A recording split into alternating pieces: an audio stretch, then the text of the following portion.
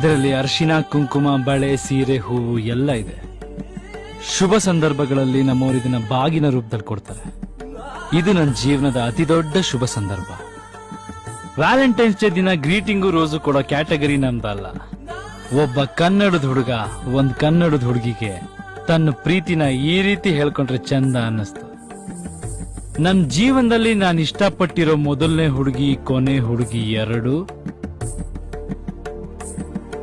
ಇವತ್ತಿಂದ ನಾವು ನಿಮ್ಮವರು, ನೀವು ನಮ್ಮವರು.